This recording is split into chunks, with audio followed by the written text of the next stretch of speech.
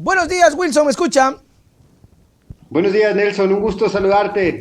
¿Cómo está, Wilson? Ya estamos en vivo y en directo. Gracias por aceptar la invitación y poder estar conversando contigo, hablando justamente, bueno, entre otras cosas, de un tema trascendental, que es obviamente la posición del presidente, ¿no? Quiera o no, es el presidente, ha ganado las elecciones, se ha aceptado este resultado y ahora esperamos que el país empiece a sentir un cambio verdadero. ¿Cómo analizas, Wilson, el día de hoy que ya el señor Daniel Noboa es posicionado presidente? Bienvenido. Gracias, Nelson. Ojalá y por el bien de todos los ecuatorianos le vaya bien al presidente, ¿no? Claro. Ojalá que este sea un presidente que sepa escuchar, ¿no? Que finalmente sintonice con las demandas de la gente, de los ciudadanos, del ecuatoriano de pie y no necesariamente de las élites que son quienes capturan a los presidentes, ¿no? Ojalá que se rodee de gente joven.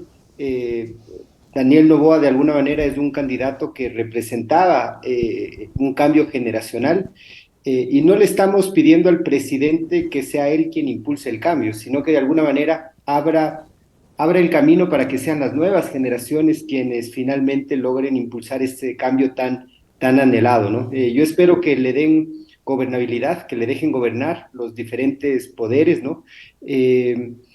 Y que estemos mejor, ¿no? Claro, Es el objetivo de fondo. Yo claro. creo que no podemos ver el futuro, es incierto el día de hoy el saber si es que al presidente Noboa le va a ir bien o mal. Lo que sí podemos es ver el presente y el pasado para dejar de cometer los mismos errores una y Claro, otra vez. claro. Y por Sí, ejemplo, en ese sentido, Wilson, sí se ha notado, no sé es tu perspectiva, de que Noboa no comete, por decir de alguna manera, este error que había hecho Lasso en su momento de traicionar a su coideario, el PSC, y luego hacer un acuerdo legislativo con otras fuerzas, en lugar de tomar en cuenta a las fuerzas políticas que siempre son las que están ahí, pues son las primeras y todo eso, hablo de la RC, ¿no? Y ahora más bien hay algo diferente, ¿no? Empieza con un acuerdo con la RC. sí, bueno, yo creo que la política es un ejercicio difícil, ¿no? No es sencillo, ¿no? Pero finalmente quien decide meterse en política tiene que tener esa idea clara, ¿no? Para poder avanzar hay que construir acuerdos, ¿no?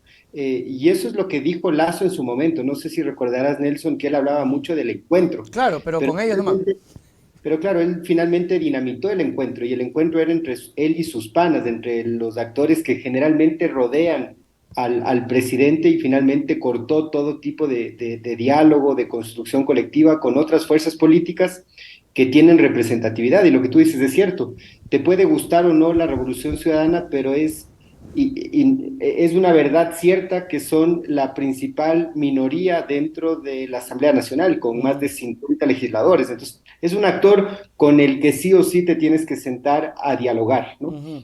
Me parece que ellos han enfocado de alguna manera estratégica la discusión dentro del legislativo. Finalmente, este acuerdo inicial gira alrededor de darle al legislativo una estructura, una dinámica, una agenda. Así que bueno, yo de todo corazón y por el bien del país, por el bien de mi familia, por el bien de mis hijas, por el bien de la ciudad, deseo que le vaya bien. Ojalá que la clase política esté a la altura del momento histórico, viviendo múltiples crisis, una crisis de inseguridad muy aguda, una crisis de desempleo muy aguda, y que finalmente este momento histórico nos encuentre unidos, ¿no? A todos y todas los ecuatorianos. Así es, eso es lo que más se desea. Hoy va a ser un día obviamente bastante movido, sin embargo hay una inquietud que justamente va a pasar y es el tema de no presentar completo el gabinete. La juventud está presente, aunque ha habido por ahí alguno que otro tropiezo con el tema económico. ¿Cómo ves, Wilson, el hecho de que, por ejemplo, hoy casualmente no tendrá gabinete completo y Noboa ha dicho lo voy a presentar el domingo? Este saborcito, ¿cómo lo interpretas? ¿Podemos sentir algún tipo de alertas o simplemente son como gajes del oficio y se le puede pasar desapercibido? Te doy mi criterio, yo creería que no, porque fue hace un mes y luego se fue de gira, o sea, tiempo tuvo, pero no logra concretar. ¿Qué crees que pase? ¿No quieren realmente trabajar o le tienen miedo a la función pública porque no falta un denunciólogo que te quiere hacer la vida imposible? A veces con razón, a veces sin razón.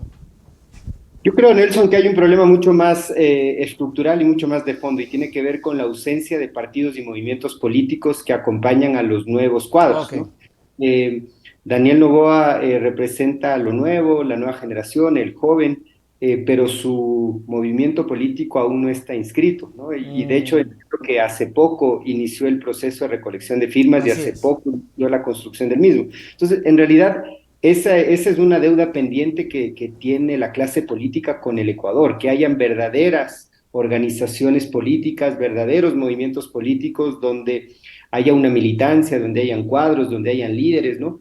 Y eso es algo que no se construye de la noche a la mañana, pero que hay que construir, ¿no? Ujú. Porque si no pasa lo que le está pasando a Daniel Noboa, que finalmente él llega como resultado de una campaña, en fin, de hay otros elementos, pero te puedes encontrar solo en el Mm. ejercicio del poder, ¿no? Entonces me parece que hay una deuda pendiente de una clase política que ha estado para todo menos para construir organización política, Ujú.